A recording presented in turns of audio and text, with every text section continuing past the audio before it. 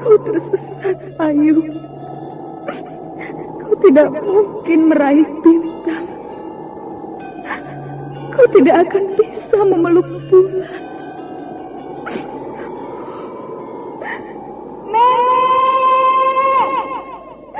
Nenek Raga Runting! Ayu!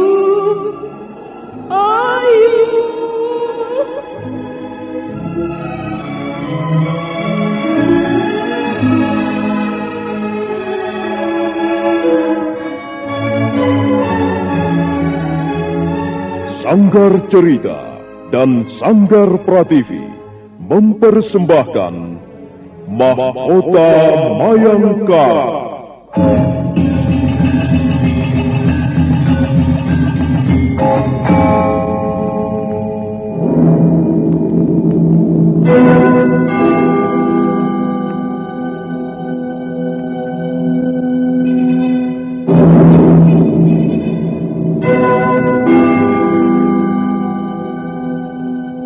Cerita ini lanjutan dari Tutur Tinular.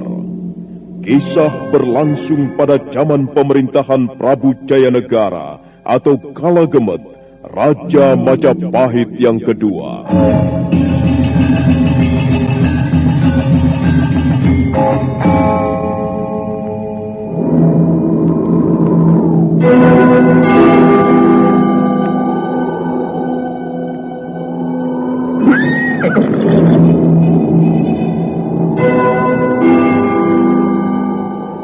Dia bukan lagi Raja Majapahit. Akulah raja. Akulah yang berkuasa. Ayo, obrak-abrik desa Ganding. Tangkap Jayanegara. Tangkap Jayanegara.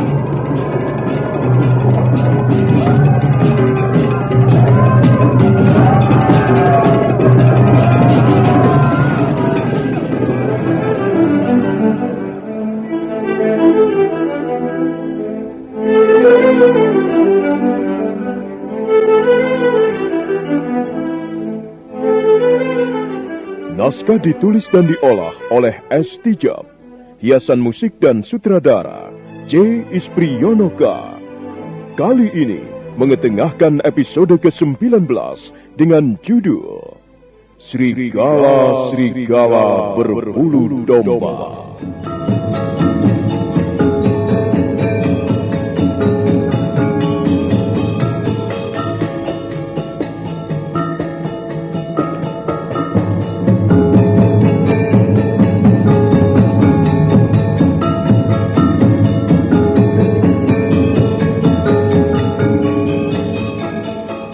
Dalam seri ke-543 ini didukung oleh para pemain Rusli sebagai Rasemi, Chris Urspon sebagai Rakuti, Idris Apandi sebagai Ramapati, Mali sebagai Rawadeng, Harry sebagai Rayuyu, Mogan sebagai Rabanyak, Beni sebagai Rapangsa, Ate Burhan sebagai Wong Agung, Ajeng sebagai Sinduwari, dan Asdi Suhastra, pembawa cerita. Selamat menikmati. Sandiwara Radio ini masih Anda dengarkan di channel YouTube Satria Collection. Jangan lupa tekan tombol like dan subscribe.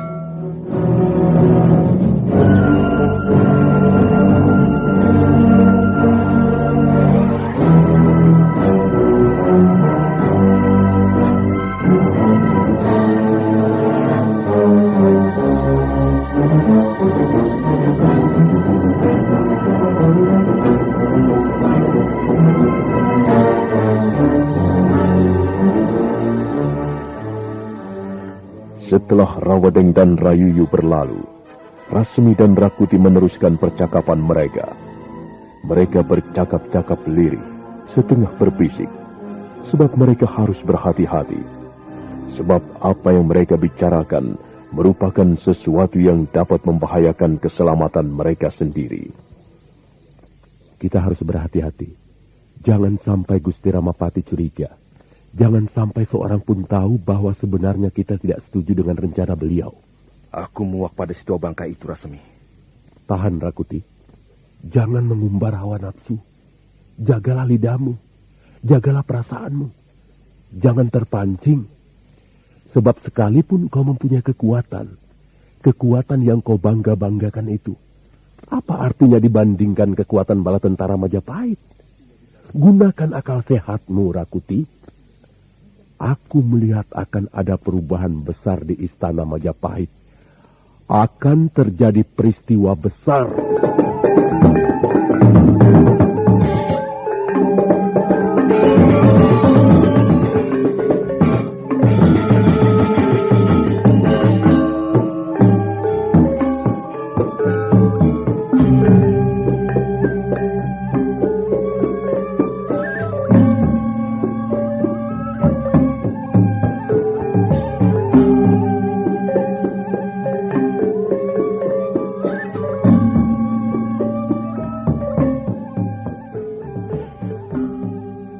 Hari berikutnya, Sang Ramapati kembali mengumpulkan anak-anak asuhnya. Sang Ramapati muncul dari ruangan dalam dan melihat mereka sudah duduk bersila di ruangan pendopo. Bagus. Kita bisa mulai sekarang. Gusti. Rasemi dan Rakuti belum hadir, Gusti. Kita tidak perlu menunggu mereka. Aku memang sengaja tidak mengundang mereka. Mengapa, Gusti? Aku belum bisa percaya pada mereka. Sekalipun mereka juga menjadi anak asuhku. Tapi sepertinya masih ada yang mengganjal di hatiku. Sudahlah. Jangan pikirkan Rasemi dan Rakuti. Biarkan saja dua orang itu. Aku lebih percaya pada kalian. Rawedeng, Rayuyu, Rabanyak, Rapangsa, dan Ratanca. Ada apa? Apa kalian menyesal karena Rasemi dan Rakuti tidak hadir di sini? Sama sekali tidak, Gusti. Kami pun sebenarnya juga kurang percaya kepada mereka. Mereka lebih sering berdua. Semalam, Gusti. Semalam hamba melihat mereka bercakap-cakap di rumah Rasemi. Entah apa yang mereka bicarakan. Nampaknya Gusti Ramapati memang harus waspada. Rasemi dan Rakuti sepertinya belum menyatu pada kita. Sudahlah, tanpa dua orang itu pun rencana ini pasti akan bisa berhasil dengan baik. Ada apa, Rawedeng? Ada yang ingin kau sampaikan? Ampun, Gusti. Barangkali Gusti juga sudah mendengar bahwa sekarang ini Rakuti menyimpan orang asing di wismanya. Dan konon kabarnya orang itu bernama Wong Agung. Konon kabarnya Wong Agung adalah gurunya, Gusti. Ya. Aku juga sudah mendengar berita itu. Sekarang mari kita membicarakan hal yang lebih penting. Hal ini menyangkut rencanaku, rencana besarku. Kalian semua mulai sekarang harus berlaku hati-hati. Kalian tidak perlu takut pada Rasemi dan Rakuti. Tapi sikap waspada dan hati-hati harus melekat dalam setiap tindakan kita. Kita semua tahu Rakuti mempunyai kesaktian yang tinggi. Dia juga mempunyai anak buah. Prajurit-prajurit panah di belakangnya. Sementara 500 prajurit pedang di belakang Rasemi. Tapi Gusti mempunyai prajurit yang jauh lebih besar. Ya, kau benar, Rabanyak. Hampir seluruh prajurit Majapahit berdiri di belakangku sekarang ini. Tapi keadaan itu bisa saja berubah. Kalau Rasemi dan Rakuti mempengaruhi mereka, menghasut mereka, apa yang menjadi rencanaku bisa mandek di jalan. Dan aku tidak menginginkan terjadi yang demikian. Karena itu, mulai sekarang kalian harus mengadakan pendekatan yang lebih baik pada prajurit-prajurit Majapahit. Awasi mereka, khususnya prajurit yang berdiri di belakang Rasemi dan Rakuti. Ampun, Gusti. Kalau memang Gusti Ramapati tidak menyukai Rasemi dan Rakuti, Mengapa mereka tidak didepak saja? Menurut hamba, Gusti dapat dengan mudah menyingkirkan mereka keluar dari istana Majapahit. Jangan bodoh, Rapangsa. Rasmi dan Rakuti sekarang sudah menjadi pengalasan Winesuka. Mereka berdua mendapat kepercayaan dari Gusti Prabu Jayanegara. Kalau begitu, singkirkan saja mereka secara diam-diam, Gusti. Kami sanggup melaksanakan tugas itu, Gusti. Tidak perlu. Sampai saat ini mereka belum menunjukkan tanda-tanda mau membangkang perintahku. Sampai saat ini mereka masih memperlihatkan kesetiaan. Walaupun kesetiaan mereka tidak dapat disejajarkan dengan kesetiaan kalian. Yang penting mereka perlu diawasi, itu saja. Lagi pula aku tidak ingin terjadi kemelut di antara kalian. Aku tidak ingin terjadi kerusuhan besar di istana ini gara-gara Resmi dan Rakuti. Kalau toh kekuasaan itu bisa kurebut nanti, peristiwanya harus berjalan dengan tertib dan tenang tanpa kerusuhan yang berarti. Mengerti? Mengerti, Gusti. Nah, sekarang kalian boleh pergi dan tunggu perintahku selanjutnya. Dan ingat, jangan sampai rencanaku bocor. Kita mempertaruhkan nasib di atas rencana itu. Ampun, Gusti. Bagaimana halnya dengan Wong Agung? Wong Agung. Kehadiran pendekar liar itu memang menimbulkan pertanyaan besar. Baiklah, Kora Banyak dan Kora Pangsa. Kalian berdua kutugasi menyingkirkan Wong Agung. Kalian tidak perlu mengerjakannya sendiri. Kalian bisa menyuruh orang-orang kepercayaan kalian. Singkirkan orang asing itu. Kalau dia mengadakan perlawanan, kalian kuberi wewenang untuk membinasakannya. Tapi kerjakanlah dengan diam-diam ya. Jangan sampai ada yang tahu. Baik, Gusti. Kami siap menjalankan perintah Gusti Ramapati.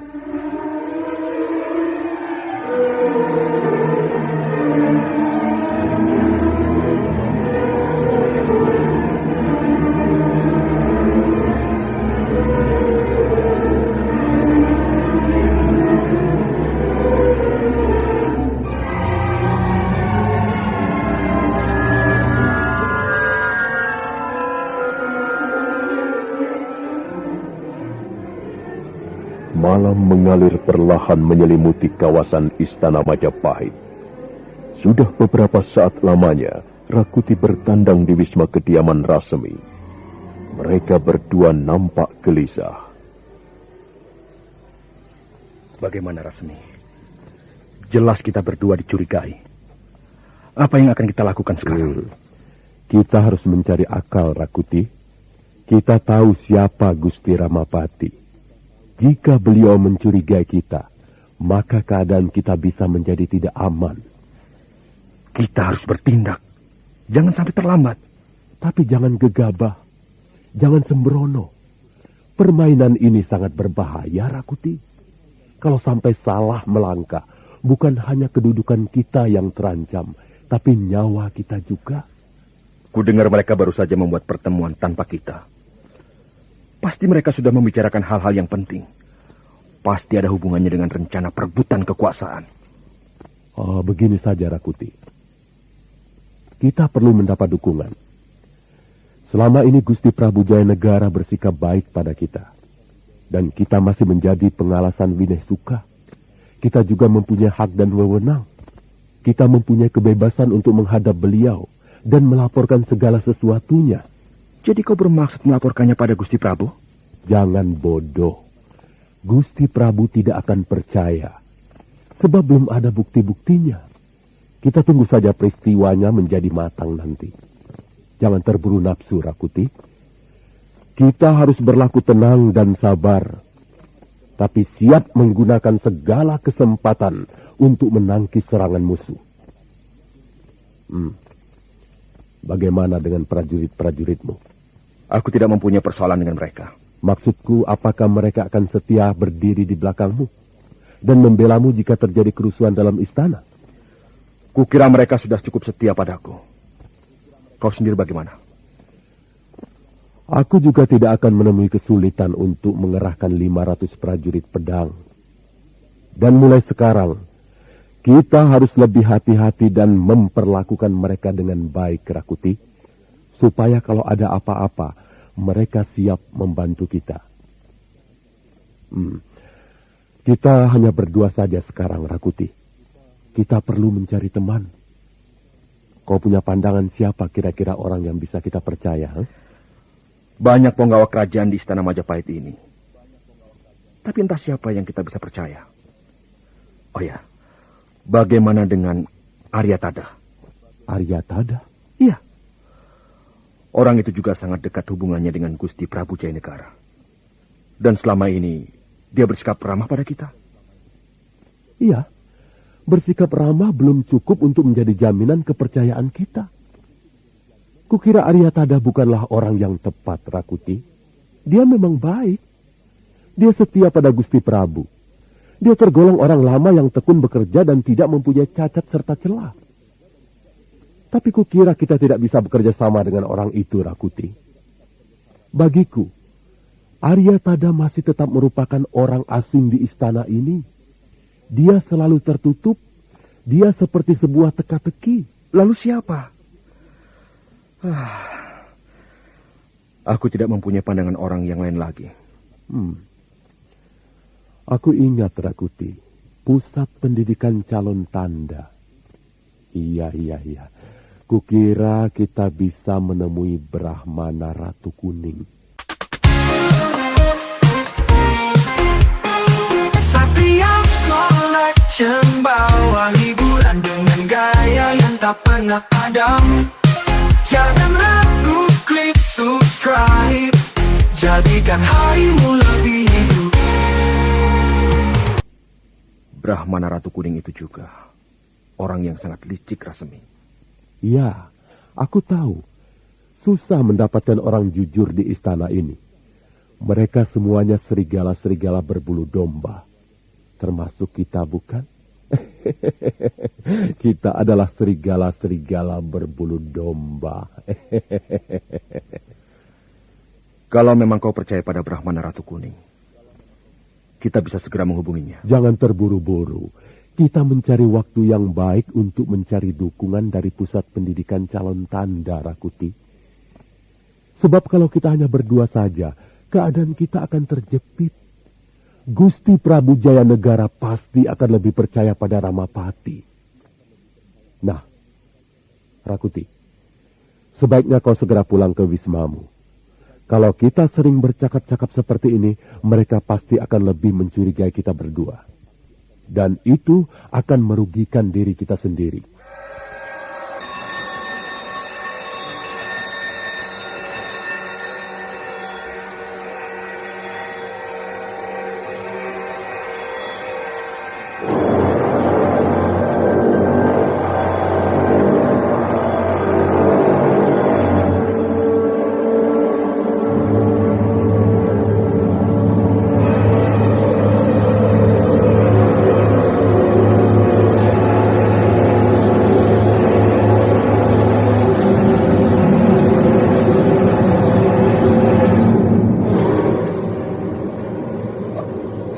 Malam itu, Wong Agung sibuk berlatih ilmu kanuragan di halaman belakang wisma kediaman Rakuti. Dia berlatih ditunggui Sinduwari, dayang-dayang Rakuti yang masih muda belia, serta cantik rupanya.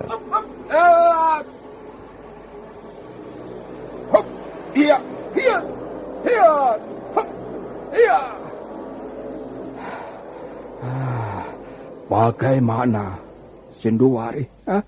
Apakah gerakanku masih lincah? Ampun, Tuan.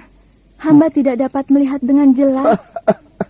Kalau begitu gerakanku masih cukup cepat, ya. Sekalipun usiaku sudah lanjut, tapi gerakanku masih cepat, masih tangkas, dan tenagaku masih besar. Ayo, Sinduwari, lihat, keringatku sampai bercucuran. Ayo, kemari bocah manis. Keringkan keringatku. Seka dengan ujung kainmu itu.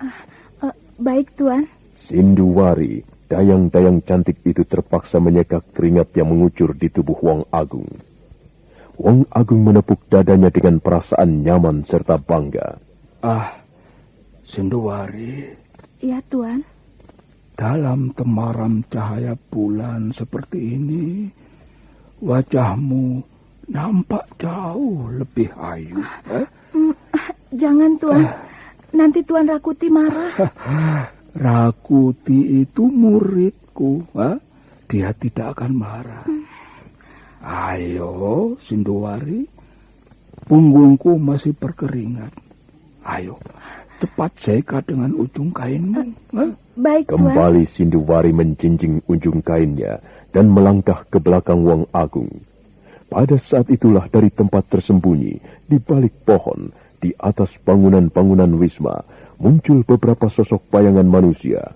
Mereka berpakaian serba gelap dan menggunakan cadar menutup wajahnya. Wong Agung tidak menyadari bahaya maut mengancam jiwanya. Serentak bayangan-bayangan itu bergerak, melemparkan senjata-senjata beracun. Hei, siapa itu?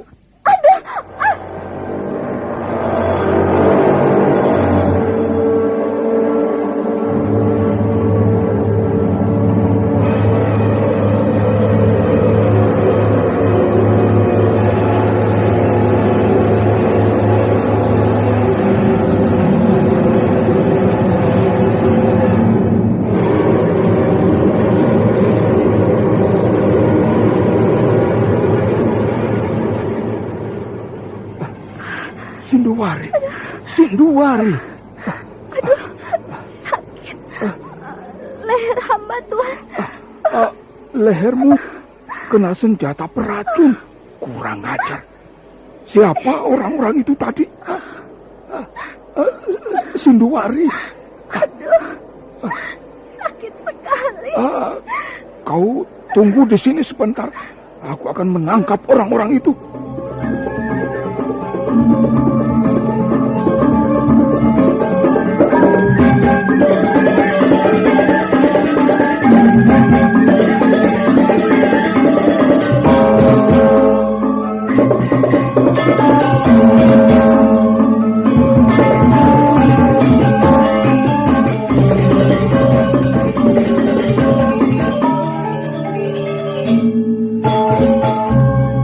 Dengan geram, Wong Agung melompat ke dahan pohon, lalu terbang ke atas puncak-puncak bangunan wisma. Dia berhenti sebentar di ujung lorong, dan dia melihat dua bayangan berpakaian serba gelap melintas di hadapannya. Wong Agung segera melayang turun dan mencegat mereka di tikungan lorong. Hei, jangan lari! Jangan lari!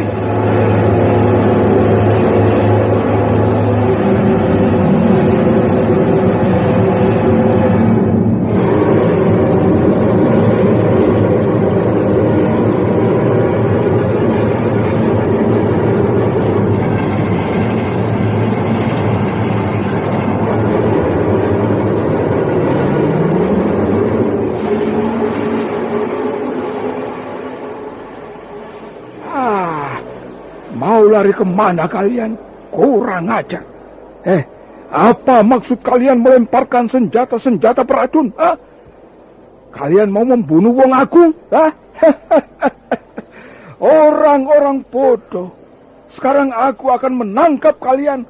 Aku harus tahu siapa orang yang berdiri di belakang kalian.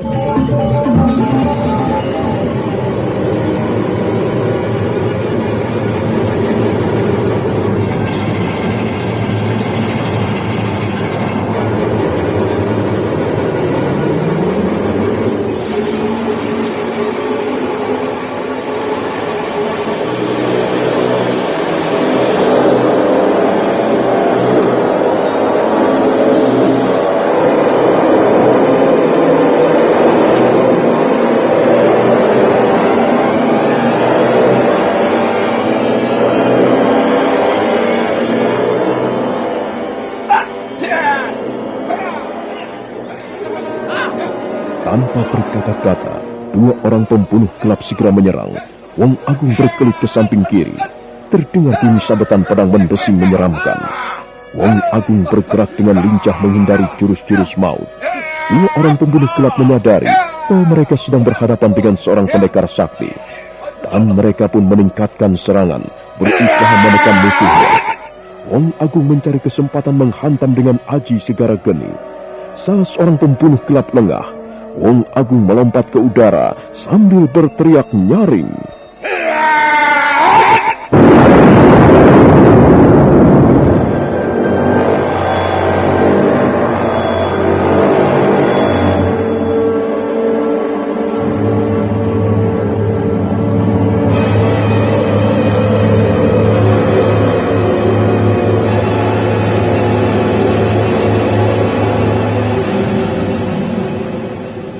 Tubuh pembunuh gelap itu terpental jauh ke belakang, menabrak dinding lorong.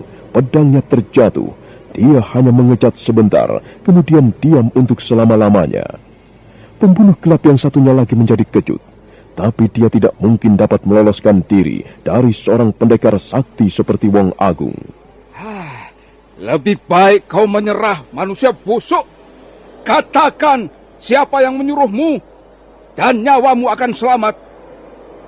Tidak, kau tidak bisa meloloskan diri. Kalau sedikit saja kau mempunyai otak, kau pasti akan mengikuti perintahku. Ayo kemari, jangan berdiri di situ. Kemari dan berlutut. Dan selanjutnya ceritakan siapa orang yang berdiri di belakangmu. Pembunuh gelap itu nampak ragu-ragu sejenak. Dia mundur beberapa langkah. Dan Wong Agung melompat merapat dinding lorong, berusaha mencegah agar musuhnya jangan sampai melarikan diri. Tapi mendadak, pembunuh gelap itu berteriak dan berlari ke arah dinding lorong.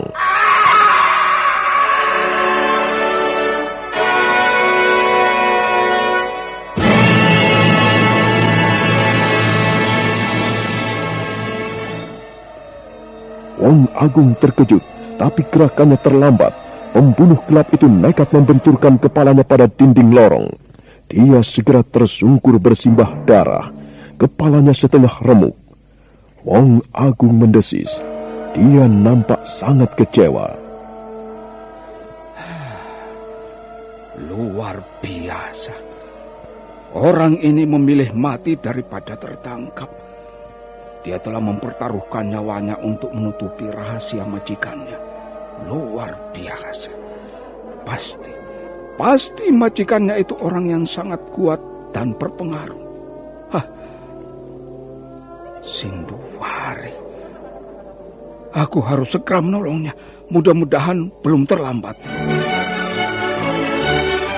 Sandiwara Radio ini masih Anda dengarkan di channel YouTube Satria Collection. Jangan lupa tekan tombol like dan subscribe.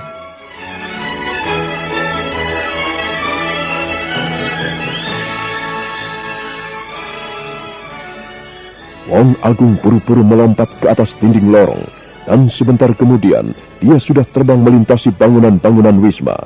Dia terkejut ketika melayang turun ke halaman belakang. Ternyata Rakuti sudah ada di sana. Guru, ada orang mencoba membunuhku, Rakuti. Untung aku sempat menghindar. Bagaimana, Sinduwari? Dia mati, Guru. Lehernya bengkak dan membiru. Dia kena lemparan senjata beracun. Kasihan. Ya, kasihan.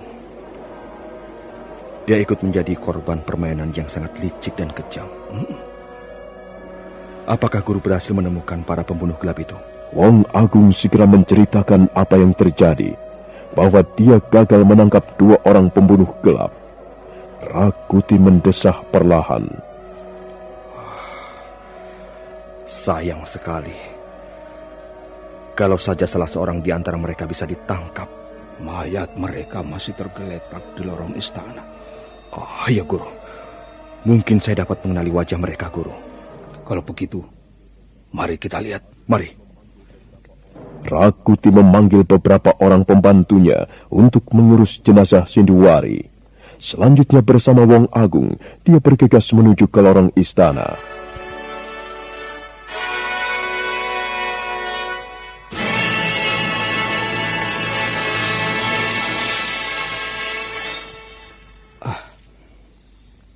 adik mereka tergeletak di sini. Lihat, Rakuti. Masih ada bekas darahnya. Pasti ada yang mencurinya. Kau benar. Rupanya para pembunuh gelap ini merupakan komplotan yang sangat berbahaya. Dan mereka biasa bekerja dengan rapi. Kau harus benar-benar waspada, Rakuti. Sepertinya ada gerakan yang berbahaya yang sedang berlangsung di Istana Majapahit. Ada komplotan yang tidak menyukai kita. Saya curiga. Jangan-jangan mereka ini orang-orang suruhan Gusti Ramapati. Apalagi kalau dalam komplotan ini Ramapati. Kau harus lebih berhati-hati. Setiap saat nyawamu terancam, juga nyawaku. Iya. Barangkali memang Gusti Ramapati mencurigai kami. Aku juga baru menyadarinya sekarang, Rakuti. Ternyata sulit hidup di lingkungan istana. Apa yang dilihat orang dari luar yang tampak serba menyenangkan, serba gemerlapan, rupanya berisi barang-barang serba busuk. Banyak orang berhati busuk di istana ini, Rakuti. Saya tidak akan menyerah, Guru. Kalau mereka berbuat kekerasan, saya akan melawan. Kalau mereka berbuat curang, saya pun bisa berhati busuk. Apa saja yang mereka lakukan, jika itu membahayakan kedudukan dan nyawa kita, maka kita harus melawan dengan mempertaruhkan segala-galanya. Inilah tekad saya, Guru. Musuh pantang dicari. Tapi jika dia datang, baik secara terang-terangan ataupun menyelinap bagaikan pencuri, kita harus menghadapinya. Bagus, Rakuti. Aku senang mendengar tekadmu. Aku pun tidak akan kecut. Aku akan terus berdiri di belakangmu sampai cita-citamu berhasil. Terima kasih, Guru. Kalau memang cita-cita saya berhasil, saya tidak akan melupakan Guru.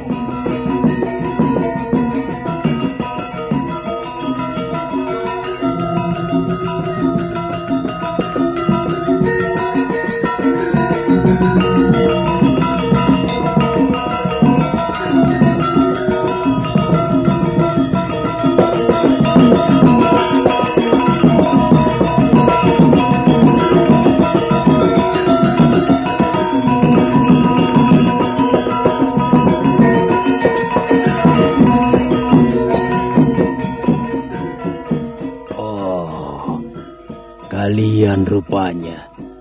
Ada apa, Rasmi, Rakuti? Mengapa kalian menghadap tanpa kupanggil? Ampun, Gusti. Sebenarnya kami takut mengganggu ketenangan Gusti Ramapati. Tapi Rakuti ingin melaporkan sesuatu yang penting, Gusti. Kalian tidak usah berbasa-basi. Ayo, laporkan saja apa yang ingin kau laporkan. Rakuti segera melaporkan apa yang telah terjadi di wismanya. Bahwa ada pembunuh-pembunuh gelap datang dan salah seorang dayang-dayangnya menjadi korban. Sang Ramapati menyipitkan matanya, kemudian melemparkan senyuman tipis. Kalian tidak perlu memikirkan soal itu. Ada hal-hal lain yang jauh lebih penting. Tapi Gusti, kalau memang ada komplotan jahat di istana ini, hal itu bisa menimbulkan kerusuhan. Prajurit-prajurit dan penggawa kerajaan menjadi tidak tenang dalam menjalankan tugasnya. Simpan dulu laporanmu itu, Rakuti. Aku tidak mau membicarakan persoalan pembunuh gelap. Yang penting sekarang ini kalian harus mendengar dan tunduk pada perintah-perintahku. Jangan sebarkan soal-soal yang bisa menimbulkan keresahan dalam istana. Kalau memang ada pembunuh gelap, mereka akan segera ditangkap dan diberi ganjaran yang setimpal. Sudahlah, jangan bicara lagi soal pembunuh gelap. Aku tidak senang mendengarnya. Rakuti dan Korasmi. Ya, Gusti. Ya, Gusti. Kalian berdua sudah mendengar apa yang kurencanakan. Tapi hatiku masih bimbang. Jangan-jangan kalian tidak setuju rencanaku itu. Ampun, Gusti. Rencana yang mana yang Gusti Ramapati maksudkan? Aku akan merebut kekuasaan Gusti Prabu Jaya Negara Masa kalian sudah lupa? Oh, itu. Jadi Gusti Ramapati benar-benar merencanakan merebut kekuasaan. Apa kau tidak setuju, Rakuti? Hamba tidak mempunyai alasan untuk tidak setuju, Gusti. Bahkan hamba mendukung rencana Gusti sepenuhnya. Benar, Gusti. Gusti tidak perlu ragu-ragu. Selama ini, hamba berdua selalu berdiri di belakang Gusti Ramapati. Kalian sudah menjadi pengalasan Wineh Suka. Aku curiga. Aku takut kalian menjadi silau karena pangkat besar itu. Oh, Gusti Ramapati, junjungan kami. Mudah-mudahan saja kami tidak silau seperti yang Gusti khawatirkan. Kami akan cukup tahu diri, Gusti. Kami bisa masuk lingkungan istana Majapahit juga karena kemurahan hati Gusti Ramapati. Dan kami tidak akan melupakan jasa-jasa baik Gusti Ramapati. Dimanapun kami berada, Gusti, seperti apapun keadaannya, kami akan tetap setia berdiri di belakang Gusti. Gusti tidak perlu khawatir. Bagus kalau begitu. Sekarang hatiku baru merasa lega. Memang sepertinya aku tidak perlu mencurigai kalian. Kalian berdua juga anak-anak asuhku. Kami bersedia mengorbankan jiwa kami untuk membela kehormatan serta kepentingan Gusti Ramapati.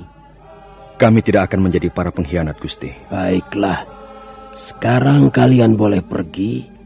Ada urusan penting yang harus kukerjakan hari ini. Setelah melakukan sembah, Rasmi dan Rakuti bergegas meninggalkan ruangan pendopo. Untuk sesaat lamanya, Sang Ramapati masih duduk di tempat semula. Wajahnya masih membayangkan keraguan-raguan. Aneh sekali. Rasmi dan Rakuti juga anak-anak asuhku. Tapi rasanya ada sesuatu yang membuat hatiku was-was. Memang aneh. Mengapa aku tidak bisa percaya pada dua orang itu? Hati kecilku selalu berbisik agar aku berhati-hati menghadapi mereka. Sandiwara Radio ini masih Anda dengarkan di channel YouTube Satria Collection.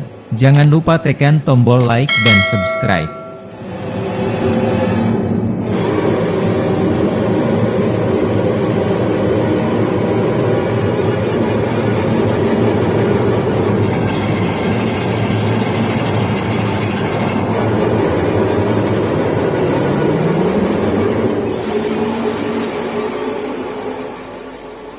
Rakuti dan Rasmi melangkah menuju wisma kediaman mereka.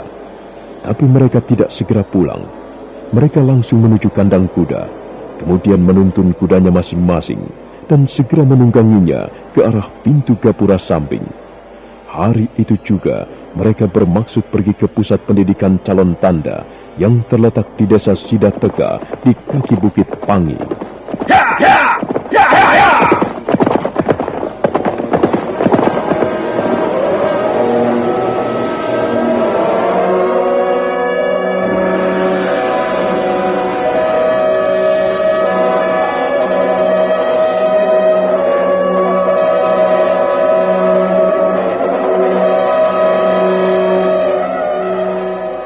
Menjelang tengah hari, mereka tiba di pusat pendidikan calon tanda.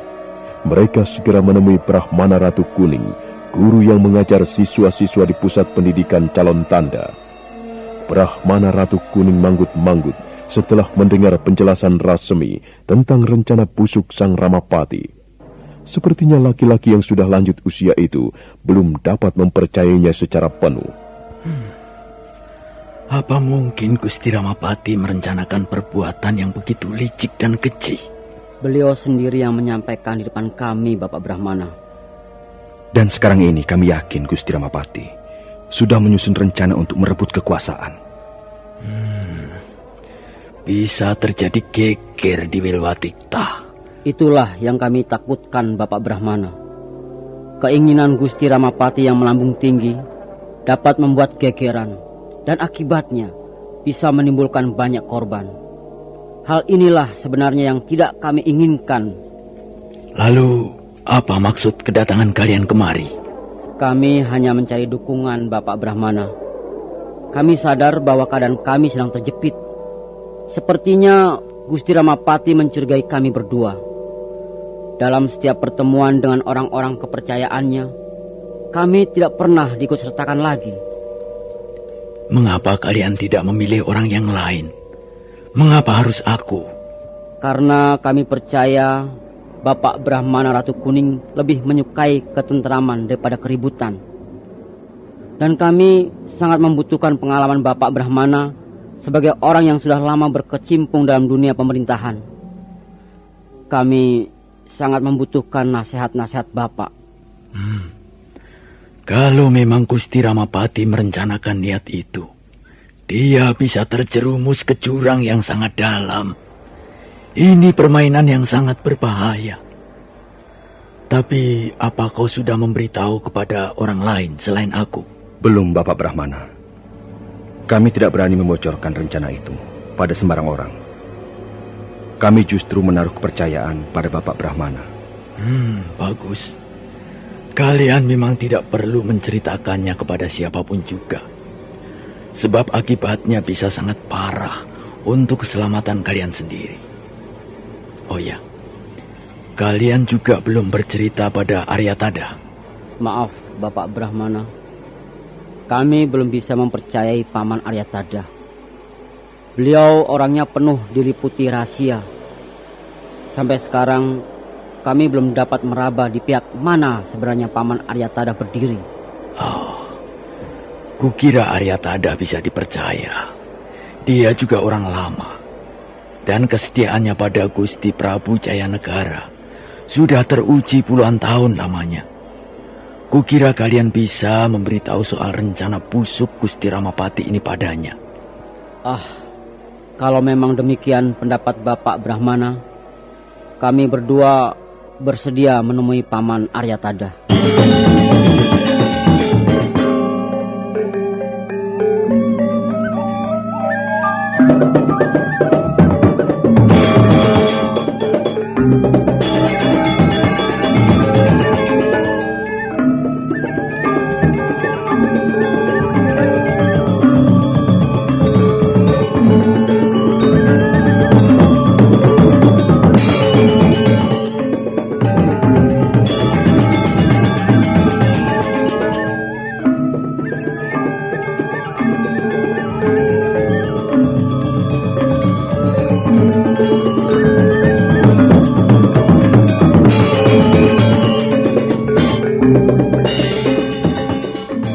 Maka demikianlah, Rasmi dan Rakuti bercakap-cakap dengan Brahmana Ratu Kuning di ruangan pendopo.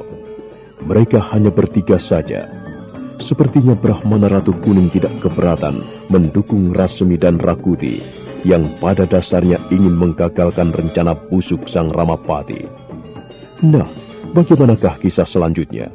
Apakah rencana Ramapati dapat berjalan dengan mulus?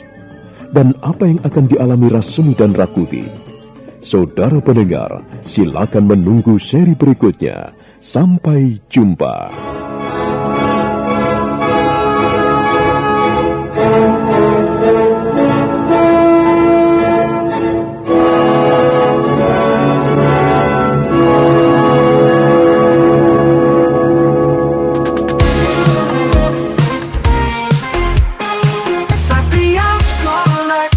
Bawa hiburan dengan gaya yang tak pernah padam.